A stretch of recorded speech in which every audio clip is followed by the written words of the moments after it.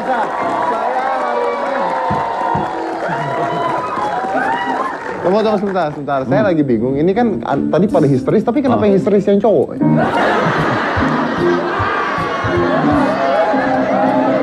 Ada yang sampai begini gitu tuh. Apa ya? Tadi apa yang Vincent. Tapi lihat dulu Vincent mau melakukan sesuatu dengan bola. Oh, ini luar biasa. Ini bintang tamu satu-satunya yang bisa main bola.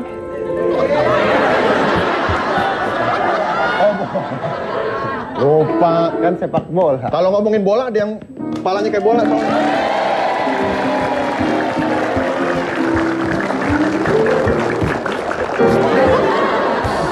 Bentar. Lu barusan ngomong kalau ada yang ngomongin bola kenapa? Apa? Kalau ngomongin bola kenapa? Suka ketukar, ada yang pak.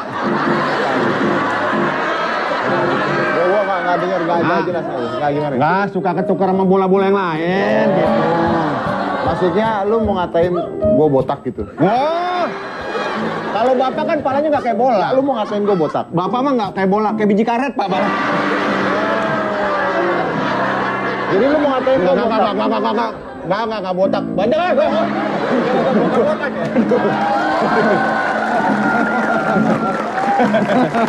Oh, ya bes. Oke. Tapi kita hari ini mau bicara tentang persepak bolaan Indonesia, terutama anak-anak U19. Betul. Nah, jadi U19 itu katanya juara 1 di AFF kemarin. AFF. Pada bulan September. Terus lolos ke final AFC 2014 di Babak Myanmar. final, betul, babak final AFC, dan itu sangat memotivasi bukan hanya pesepak bolaan tapi semua orang Indonesia jadi semangat. Kalau pemain favoritnya siapa? Dari U19 nih. Saya suka Evan Dimas.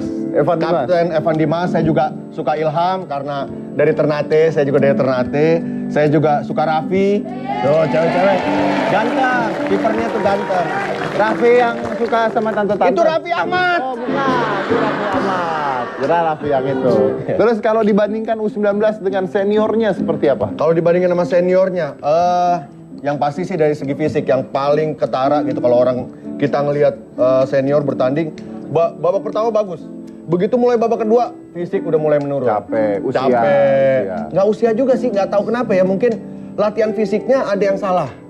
Nggak tahu apa ya, sedangkan... Jadi menurut lu usia sebenarnya nggak masalah kalau latihannya benar nih ya? Kalau latihannya benar mah usia nggak masalah. Kalau dibandingkan 19 dengan 23 ataupun 24, 25, saya rasa itu usia lagi top form malah di antara 20-25. Oh iya lagi. Kita langsung aja undang, ini adalah pelatih U19 Indra Syafri.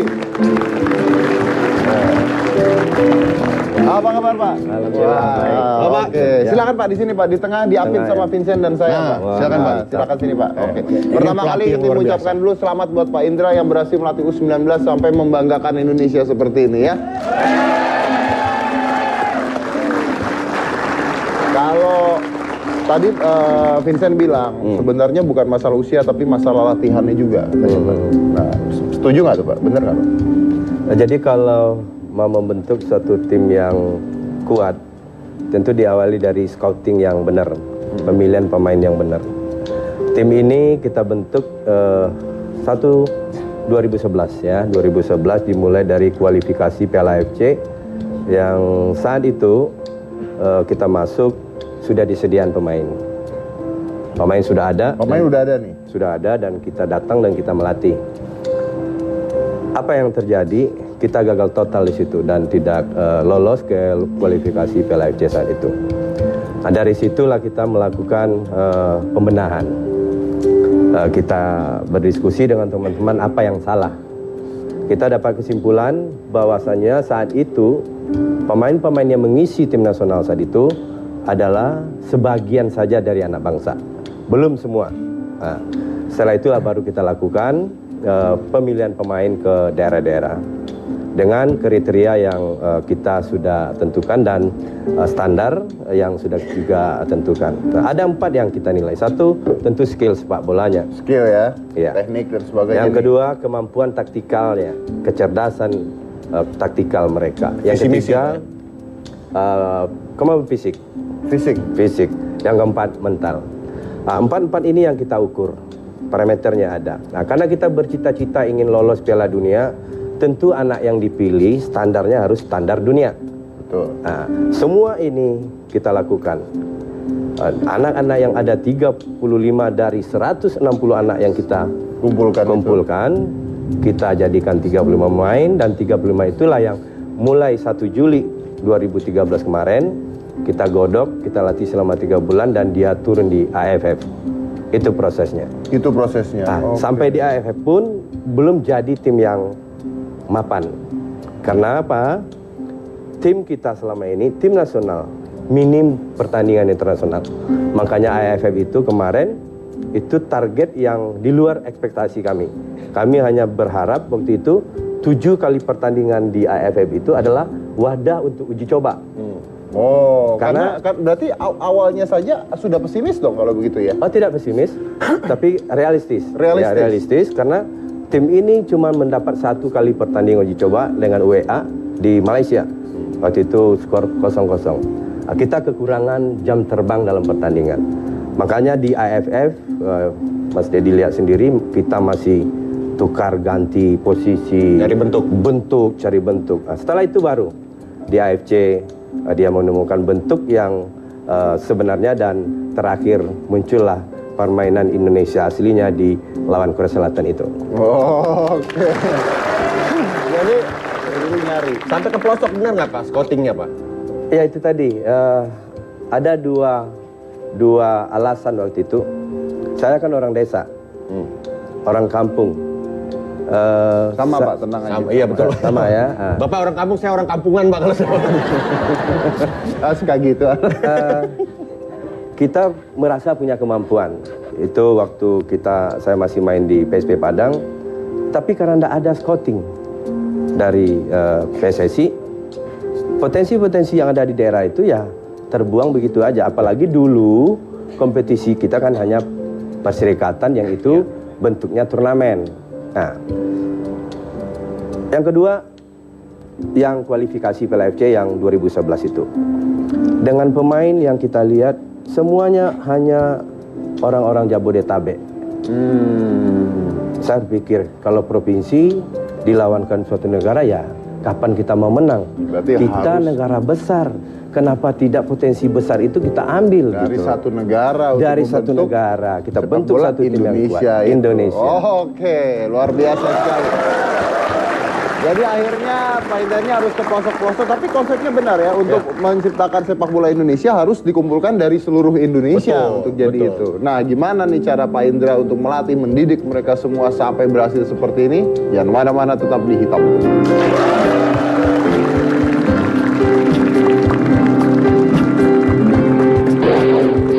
Tidak ada di dunia yang bisa 2 bulan mencapai 2 puncak.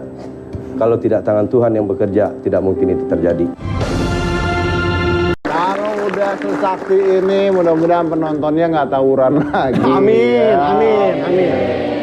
Ya, pemainnya udah luar biasa, pelatihnya luar biasa, bawa nama besar Indonesia, pulang mobil dipukul-pukulin kan nggak lucu, nanti kan jelek-jelek juga gitu. Benar. Ada lihat mobil jebret. Nah, Pak, bicara tentang melatih nih, Anda tuh seperti apa sih? Pelatih yang keras, disiplin, atau pelatih yang seperti apa? Iya, kalau menilai harus tanya yang orang lain ya kan, tetapi Saya pernah nanya sama mereka, tapi mereka takut jawabnya, Pak. enggak mungkin dia takut. Jadi begini ya, tentu semua pelatih punya filosofi sendiri dalam melatih. Dia pasti berbeda masing-masing pelatih. Yang jelas kesuksesan ini bukan kesuksesan saya pribadi, tetapi banyak orang yang terlibat di situ, banyak orang yang ahli di bidangnya yang kita bawa serta untuk membentuk tim ini.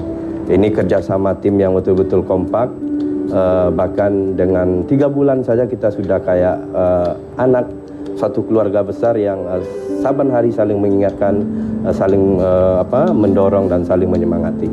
Oke.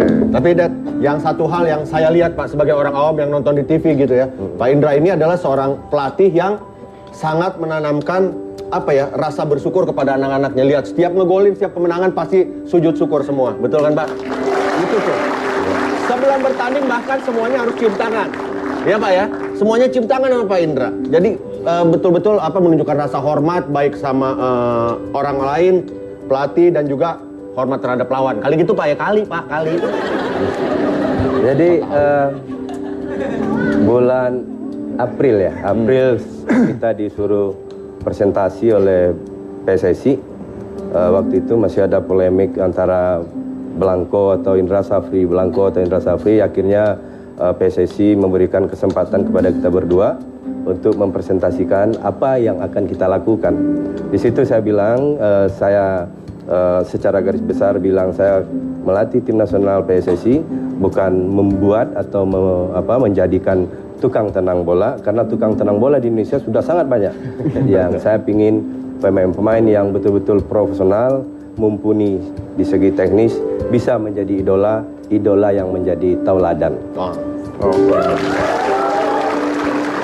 Jadi sifat sikapnya pun harus baik ya Pak ya. Kalau bisa menjadi teladan kan berarti sifat dan sikapnya pun harus diperhatikan baik-baik dong. Iya, kalau saya bagikan malam ini program yang kita lakukan, semua yang kita lakukan, bahkan bagaimana dia cara makan juga kita berikan pembelajaran, peraturan permainan, bagaimana dia menghormati orang, semua kita lakukan.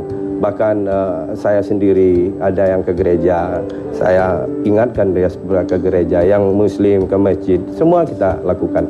Dan sebelum pertandingan misalnya, orang tua adalah sumber energi yang paling kuat.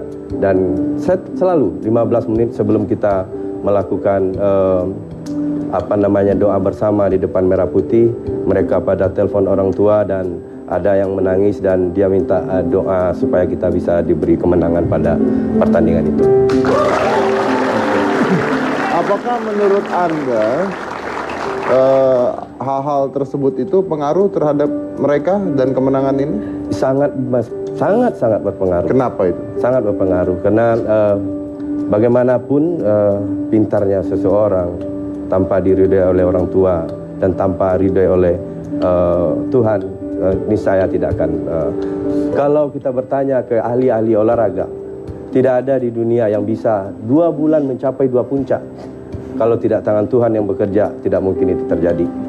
Hanya dengan waktu 2 minggu kita juara AFF, setelah itu kita lolos ke kualifikasi Piala Asia, dan itu pun yang kita kalahkan Korea 3 kali main tanpa terkalahkan. Itu yang ini benar-benar ajaib ya Pak ya? Ajaib dengan kerja keras. Ajaib dengan kerja keras. Dari sekian banyak nih pemain yang diseleksi nih Pak dari seluruh Indonesia nih, ada yang lucu nggak Pak? Ada yang menarik? Sangat menarik. Saya dapat pemain dari Timor, dari NTT, Yabes. Oh Yabes. Mungkin ini kakaknya ini. Itu Yabes Pak. Kalau ini ya habis. Saking nggak yakinnya dia jadi pemain tim nasional. Dia yang nggak yakin tuh dia? Dia nggak yakin jadi pemain tim nasional. Sampai latihan dia di GBK, latihan perdana malam hari, dia tepuk-tepuk itu. Saya benar nih coach, saya di GBK, dia bilang. Ini, jadi ada rasa kebanggaan yang luar biasa dari dia. Dan dia tidak menyangka. Dan sampai kita juga ditelepon oleh masyarakat waktu dia mencetak gol 1 ke Filipina. Sampai larut malam orang di sana berpesta, bergembira untuk kemenangan itu. Dan sekarang kalau tidak salah Yabes menjadi duta bola di NTT. Di NTT. Dan orang bersemangat semua sekarang di NTT. Vincent, terus ini kalau ngelihat ini nih, tadi kan gue nanya bedanya apa dengan yang kemarin-kemarin, katanya lebih fisik lebih bagus dan sebagainya. Secara teknik gimana? Teknik bagus banget sih. Teknik bagus banget, ngelihat mainnya tuh enak gitu dilihat. Nggak biasanya kita ya kalau menang mungkin beberapa kali pernah lah Indonesia menang, tapi menang dengan main yang indah itu yang jarang sebenarnya, dan ini kita temukan di U19 gitu, yang benar-benar mainnya dari kaki ke kaki. Dulu inget banget zaman dulu bapak saya tuh kalau nonton, ini gimana sih main bola Indonesia, udah tahu lawannya tinggi-tinggi, lawan Arab misalkan gitu, orang tinggi-tinggi, kita masih main bola crossing aja gitu, masih udah pasti kalah lah kalau mau main heading. Sedangkan kalau ini kayak bermainnya visi misinya jelas gitu, tahu lawan kita siapa, kita harus bagaimana, dan itu jalan gitu, bisa jalan di tengah lapangan. Dan Jadi berhasil. akhirnya orang nontonnya entertain enak, banget ya. enak gitu, entertain banget. Oke. Tapi semuanya pasti ada dilatihnya ya kan? Dan itu pasti ada pelatihnya juga, coachnya secara fisik juga seperti apa. Kita akan menghadirkan pelatih fisik dan pelatih kipernya nanti setelah yang satu ini. Jangan kemana-mana, tetap di Hitam Putih.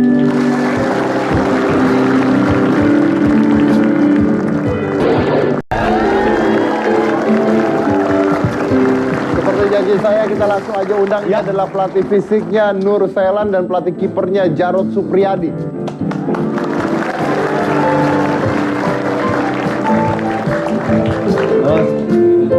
Apa kabar?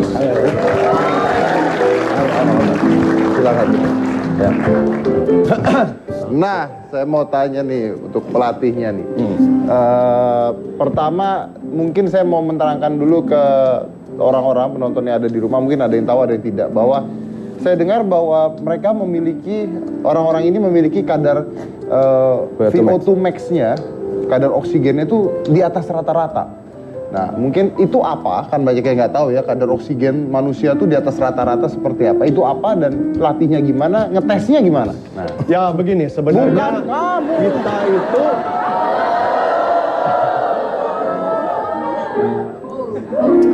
kadar oksigen. Kalau saya kan ala kadarnya. Kadar oksigen. Jadi mereka VO2 max-nya rata-rata 55 sampai 60. 55 sampai 60. 60 ya, kiper ada beda sedikit karena dia tidak banyak bergerak. Jadi dia kiper itu 53-an. Oke. Nah, untuk gelandang itu memang yang terbaik di sini adalah Evan Dimas 60. 60. Ya, dan gelandang rata-rata 58 60. Nah, tapi sebentar Pak, ini penonton tadi ada, wih, tapi nggak tahu itu apa Pak. Iya emang. VO2 max adalah parameter untuk mengukur daya tahan. Mengukur daya tahan. Iya, parameter daya tahannya dia. Jadi kalau 60 termasuk baik sekali. Apa, diukur dari apanya? Oksigen atau apa? Kemampuan dia berlari untuk selama jarak 20 meter. Caranya? Bolak-balik. Caranya dia tinggal mengikuti irama musik, yoyo test kita sebut. Dia bolak-balik sampai berapa dia tahan. Musiknya Mengikuti. apa nih Pak? Dangdut koplo apa Pak? Ya ini pertanyaan dong, pertanyaan. Musiknya apa? Pertanyaan. Apa dengerin Club 80s kan kita nggak tahu. Apa Pak musiknya? Bentar. Mereka udah kaget tahu kalau itu apaan. Ya. Dulu band masa lalu barengan sama Ikang Pauji. Ya, jadi seperti itu ada musik sudah memang diatur sedemikian rupa. Kalau dia bisa mengikuti musik terus sampai dia tidak mampu mengikuti, dia berhenti. Nah kebetulan di tim U19 rata-rata termasuk bagus karena 55 sampai 60. Jadi diprediksi dia memang mampu untuk bermain Spartan untuk 90 menit. Oke, nah ngelatihnya gimana Pak? Kenapa? Bisa dilatih tidak itu? Insya Allah bisa dilatih. Ya karena dia usia muda, dia punya semangat, ya. Kemudian juga keinginan mereka besar untuk maju, ya sehingga kita juga sebagai pelatih ya enak sekali untuk memanage mereka. Gimana caranya ngelatih mental seseorang? Nah, biasanya kan kalau seperti saya ngelatih di awal sendiri, mungkin kita sudah sepakat bahwa kita selalu tidak selamat pagi atau selamat sore, tapi semangat pagi. Dan jawabannya yang kita minta adalah bukannya pagi atau sore, tapi semangat. Mungkin saya sendiri harus mencontohkan dengan loncat, gitu. Supaya kita memang dari awal. Gimana Pak? Ya, misalkan, ya. Vincent dong, Cik, contohnya. Itu contoh. Pak, saya tanya. Saya U17 nih. Semangat pagi. Semangat. Nggak gitu Pak ya, nggak gitu. Nggak gitu. Jadi kalau kita jawab, Jadi harus gitu. semangat pagi, Gitu. Ya, semangat. Jadi pertama dia sudah kita manage pikirannya bahwa dari awal. Tapi pelapon harus tinggi tuh Pak ya. Betul. Kalau nggak kan jebol Pak itu Pak. Ya. Semangat. Buang. Seperti Kalau itu. pelaponnya rendah biasanya gitu. Ya. Jadi dari awal semangat sudah pagi. dilatih Betul. mentalnya dulu. Ya kita Oke. hipno lah gitu. Ada yang stres nggak dengan latihan berat seperti Kalau itu? pelatihnya Nur Sailan, insya Allah semua senang. Bentar. Anda mengatakan kalau pelatihnya Anda semua senang. Iya. Itu yakin Pak? Insya Coba Allah. saya mau tahu kalau Anda ngelatih Vincent senang nggak gitu? Makan hati. Kan katanya senang. Bisa Oke, Pak? bisa. Nah lo beneran tuh dia. Ayo. Fisik Pak. Kan U17. Ayo Pak U17. Pak, gimana? Dikasih contoh dulu sama Coach Jarod misalkan. Dikasih contoh ntar tinggal ngikut. Iya, Oh, iya. Coba. Contoh. Nah, lihat. Contoh. Di sini ada misalkan, ya kita latih kecepatan, bukan kecepatan lari tapi kecepatan berpikir.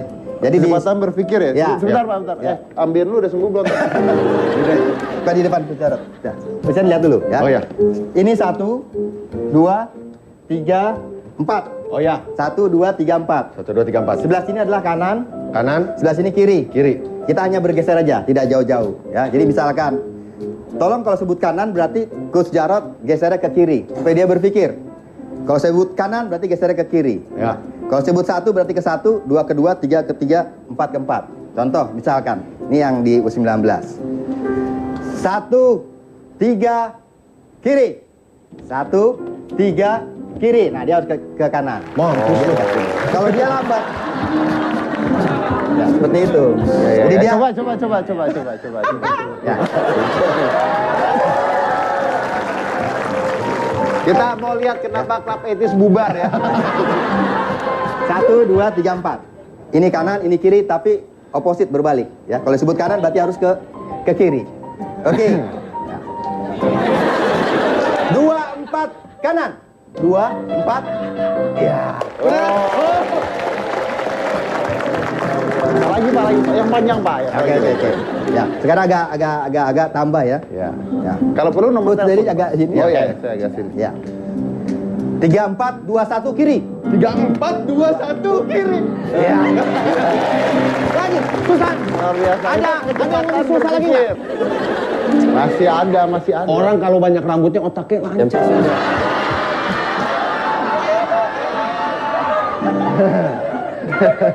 Oke, misalkan, coba sini Pak. Ya. Ya, sini ya. Total 10 ya.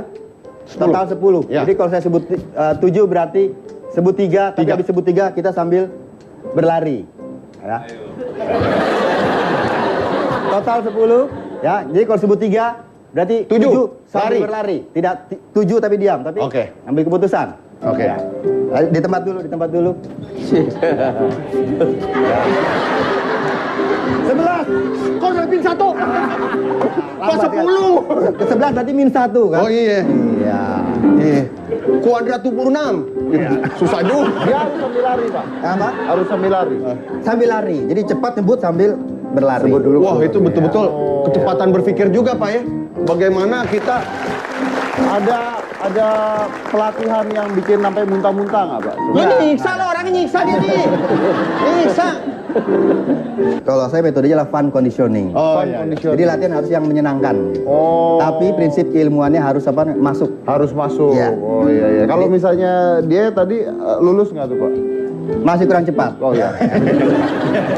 Saya dengar katanya ada staff yang memata-matai tim lawan. Bener nggak tuh Pak? Coba Indra. Ya, jadi seperti yang kami sampaikan tadi, kita punya sekitar 11 ditambah 4 ya, 15 orang. Yang 4 ini adalah tim HPU yang di luar dari sistem kita, tetapi dia yang membantu tentang analisa tim-tim lawan dan juga dia akan memberikan masukan kepada kita. Selalu setiap habis pertandingan mereka memberikan laporan ke kita apa yang harus kita perbaiki dan informasi tentang tim lawan. Sangat membantu nggak itu? Oh sangat membantu, termasuk database ya, data statistik. Saya dibantu oleh orang lab bola, lab bola dari ITB. Dari ITB, mereka lah yang memberikan data-data statistik lawan. Nah, kenapa kemarin waktu lawan Korea saya berani melakukan atau mengeluarkan statement 3 hari sebelum pertandingan loh. Betul. Tunggu Korea, bilang ke Korea, tunggu dia kalah tanggal 12 saya bilang. Kita bukan asal omong. Ya, jadi kita mengeluarkan statement itu, kita berdiskusi dengan Pak Cenur dan semua pelatih di depan pemain. Data-data statistik kita lebih bagus dari Korea. Makanya kita berani mengeluarkan statement itu. Itulah dia makanya Sangat kenapa membantu. Sun Tzu mengatakan kalau mau menang dalam sebuah hal harus mempelajari lawannya dulu Iya, gitu ya. iya. Dan ini kita pelajari lawannya Benar. seperti apa. Iya. Itu yang saya pelajari juga dari Coach Indra. Optimis tanpa harus merasa sombong. Ya kan, Pak? Ya. Saya mau nanya nih, guys. Sama Pak Jarot. Yang ngelatih Raffi berarti ya? Yes. Wow. Yang dilatih ganteng, ternyata yang ngelatih juga ganteng juga. Ya. Rapi orangnya gimana Rapi? Rapi aye. Saya lihat percaya dirinya tinggi banget ya dia. Pemain itu kan percaya Suaranya mengingatkan saya almarhum Gito Rolis nih begini suaranya. Gimana Pak Jarod? Pemain akan tampil percaya diri kalau dia sudah menjalani proses-proses latihan. Ya, kemampuan apa yang dia keluarkan di dalam pertandingan itu. Saya bawa nih gatal tenggorokannya sama Pak Jarod. Oh itu saya potong dulu nih. Ini masih saya break, tapi sebelum saya break saya mau tahu. Nggak, omongan lu tuh kenapa sih dari tadi? Club 80s, Gito Rolis coba. Ya kan muda dia, muda. Udah kagak ada yang tahu Club 80s yang mana Gito Rolis, siapa tahu nggak, tanyain dulu. Tahu band yang saya dikeluarin, ya. Tahu kalau itu tahu. Ya mana-mana tetap di hitam putih. Saya dengar bahwa Anda melarang mereka untuk mendapatkan popularitas yang berlebihan. Contohnya di TV, iklan, dan sebagainya. Kan memang dilarang yang berlebihan.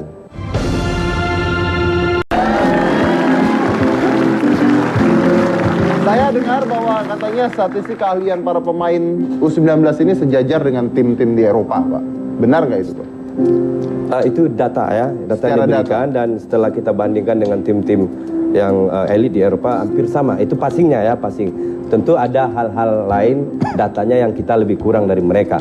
Nah, kalau data passingnya hampir pernah kita mencapai hampir 700 kali passing, dan itu tingkat kesalahannya cuma sekitar 18%.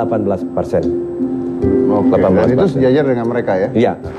Tapi bicara tentang pemain bola nih Pak, yang senior ya, dan yang sekarang U19 ini, saya dengar bahwa Anda melarang mereka untuk mendapatkan popularitas yang berlebihan. Contohnya di TV, iklan, dan sebagainya. Kan memang dilarang yang berlebihan. Ya, nah, kami tidak melarang dia berhubungan dengan media. Kayak sekarang, kalau misalnya kayak si Putu, ada TV yang mau mengambil acara galungan ya, di Bali, silakan aja. Yang nggak boleh itu dari Bali dia terbang ke Jakarta, terus kembali lagi ke Jakarta, padahal ini lagi recovery. Kalau dia syuting iklan gitu Pak? Kalau iklan mungkin ini kan tim nasional, bukan tim profesional. Sekarang pertanyaan saya balik. Perusahaan-perusahaan itu sebenarnya tanpa mengambil kita atau tanpa memanfaatkan kita, tanpa kita bermain iklan di perusahaan dia sudah punya kewajiban sebenarnya membantu tim ini. Kenapa harus dari tim nasional dia mengambil keuntungan? Nanti kalau dia bermain di klub, dia seorang pemain yang profesional, mungkin bisa-bisa aja itu hak dari Karena mereka. Karena ini tim nasional ya, bukan profesional ya. Ini kalau profesional negara. bisa dibeli gitu ya. Ini tim negara, masih tegak juga kita memanfaatkan negara. Kecuali dia main nanti di klub, ya silakan aja dia. Itu kan hak mereka. Tapi saya sempat dengar juga, Vincent, Anda mengatakan bahwa sebenarnya nggak apa-apa katanya. Saya baca di Twitter Anda mengatakan ini menutup rezeki orang juga nih katanya. Kalau menurut saya pribadi, ini saya tanpa saya orang bodoh Pak, cuma ngeliat di TV begitu aja, tahu timnas bagaimana.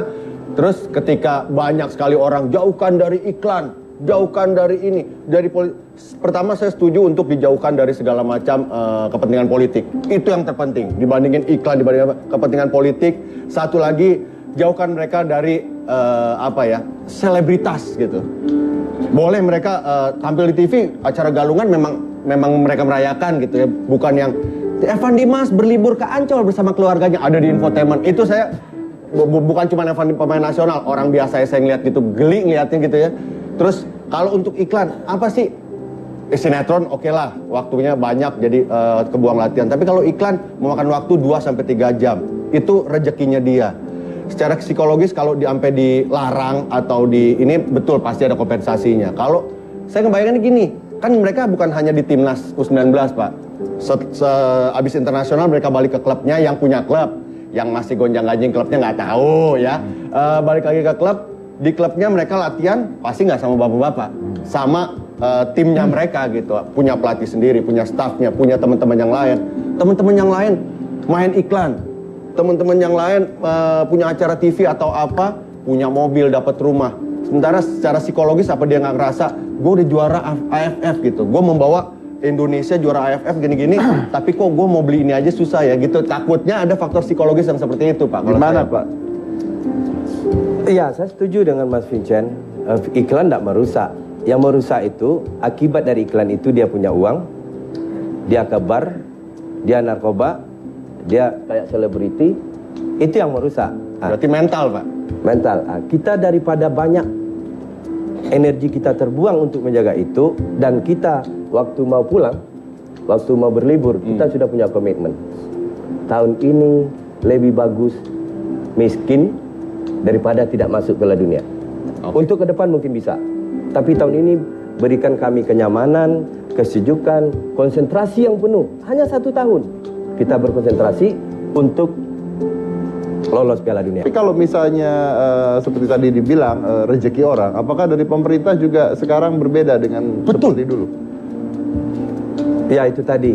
Ini kan tim negara. Saya tidak perlulah menghimbau harus peduli, ya kan? Nah, sekarang yang saya rasakan kepedulian terhadap tim nasional sudah sangat besar. Dari siapa? Dari masyarakat. Apakah masyarakat itu dinamakan negara? Terserah menilai. Yang jelas tim ini sudah disupport oleh berbagai kalangan. Nah, yang tidak kami mau, jangan mengambil keuntungan dari kesuksesan ini. Betul, Pak. Nah, tapi negaranya sendiri gimana, Pak? Pemerintah deh, saya bicara pemerintah. Saya nggak bisa menilai pemerintah, ya. Dan kami rasakan tim ini setelah diurus dengan baik oleh BTN, oleh PSSI. Itu yang saya tahu. Bapak butuh kenyamanan, butuh tidak diganggu, pasti harus ada bantuan dari yang di atas. Gimana biar nggak diganggu, dia nggak dapat ikan? Yang merasa ini tim negara, berarti negara punya kewajiban juga sama anak-anak didiknya, sama tim ini. Kalau emang nggak diituin, Pak, saya siap, Pak. 1 orang tagihin Rp100, 1 Indonesia kita kasih buat anak-anak tim. Cukup. U19. Rp100 kita bantuin. Saya yakin masyarakat Indonesia mau kok. Tapi intinya adalah bahwa seharusnya pemerintah kita juga memperhatikan hal ini lah ya. Karena ini membawa, karena takutnya begini nih, saya nggak tahu nih nanti kalau udah pensiun seperti apa nih. Karena banyak sekali olahragawan yang ini menarik. Nah, kalau sekarang, untuk sekarang, kayaknya kami nggak perlu diurus, sudah terurus sendiri. Kalau sekarang, yang penting nanti pasca. Ini kita kan udah, ya apa ini jasa nggak tahu lah. Kita sudah berbuat sedikit lah, bisa membahagiakan bangsa ini. Banyak, Pak. Perlu nanti kami juga dipikirin, jangan gara-gara hanya kami memikirkan sepak bola, kan banyak hal yang kami tinggalkan.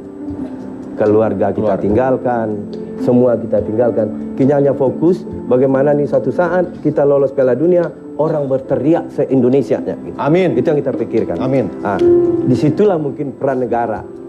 Contoh kecil ini, kita mau persiapan. Ini anak sekolah. Ya. Harusnya responsif dari orang yang mengurus pendidikan. Kapan perlu di camp kita dibikin sekolah di situ.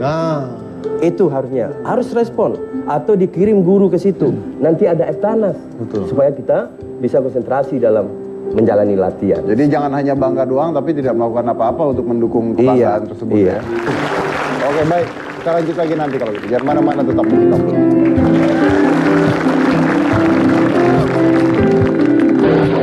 Berikan kami kenyamanan, ketenangan, Supaya bisa kesejukan, mencapai itu ya. supaya kami bisa bekerja maksimal untuk itu. Oke. Insya Allah kita lolos Piala Dunia. Amin.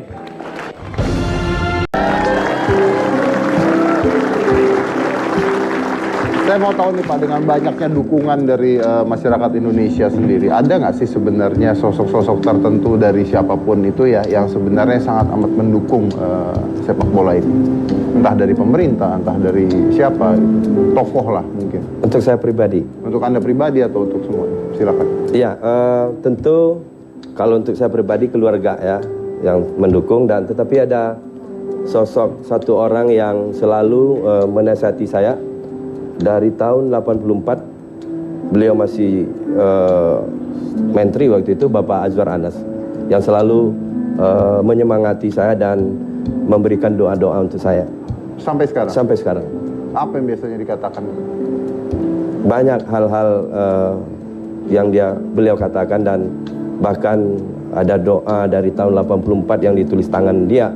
Saya masih simpan sampai saat ini. Dan kemarin waktu kita berkunjung ke Sumatera Barat sama Pak Azhar, kita lihatkan di gubernuran dan beliau dengan saya bertangisan di gubernuran. Dan itu sangat membantu saya dan menjadi pedoman saya untuk bekerja. Sekarang kan pasti banyak sekali klub-klub yang ingin mengambil nih ya anak-anak ini ya.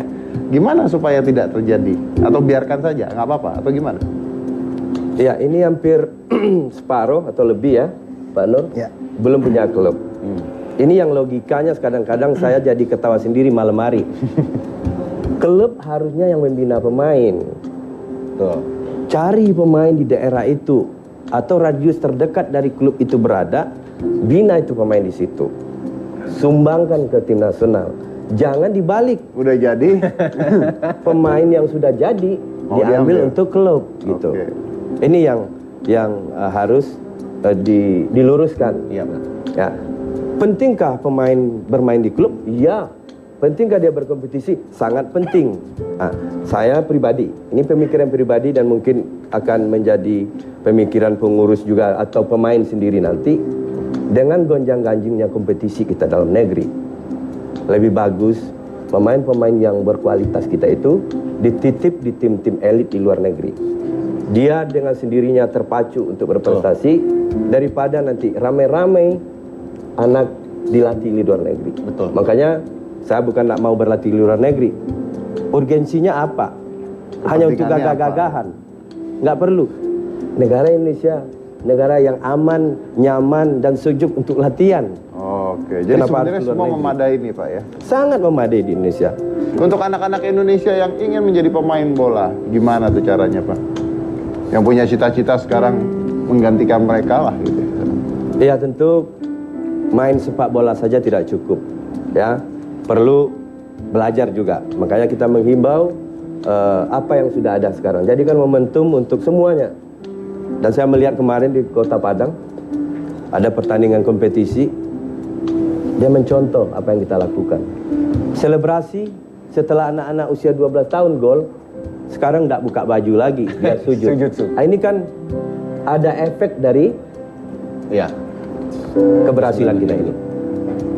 Mudah-mudahan ini jadi momentum awal kita untuk lebih baik lagi. Amin. Amin. Ini pasti masyarakat Indonesia berharap supaya bisa masuk Piala Dunia nih Pak. Juga harapan kita begitu. Makanya berikan kami kenyamanan, ketenangan, supaya bisa kesejukan, mencapai itu ya. supaya kami bisa bekerja maksimal untuk itu. Insya Allah kita lolos Piala Dunia. Amin. Vincent, ada yang mau ditambahin? Ya. Ada yang mau ditambahkan? Nggak ada sih Pak, titip aja Pak kalau saya titip aja apa yang udah dicapai, udah diraih.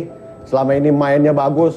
Kalau saya pribadi mungkin tanpa mewakili mungkin ya beda-beda orang Indonesia. Saya sih cukup puas dengan bermain indah, bermain cakep, membuat kita puas gitu tanpa ya kalau menang kalah kan lagi-lagi lillahi ta'ala Pak ya. Balik lagi, tapi selama kita bisa mainnya benar, terpola, visi misi jelas, menjalankan apa yang Coach Indra dan coach-coach lainnya terapkan, insya Allah menang Pak. Itu aja sih kalau saya. Itu aja. Oke, terima kasih banyak sudah hadir di sini.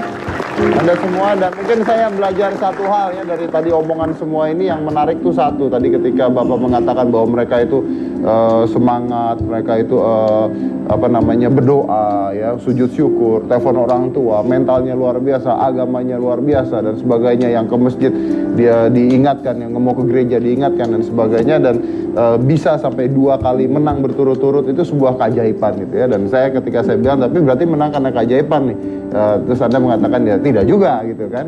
Berarti mungkin ya apapun itu ya, keberhasilan ini yang namanya keajaiban itu nggak akan ada kalau tidak disertai dengan usaha ya Pak ya. Betul, benar. Oke, baik. Terima kasih semuanya. Ini adalah Indonesia sekarang begitu membanggakannya ya kan, dengan U19, mudah-mudahan bisa terus sampai ke Piala Dunia. Ya, supaya membawa nama Indonesia lagi. Dan ingat, kalau pemainnya sudah luar biasa, penontonnya juga harus luar biasa. Setuju. Betul. Dari Korwijar, inilah hitam.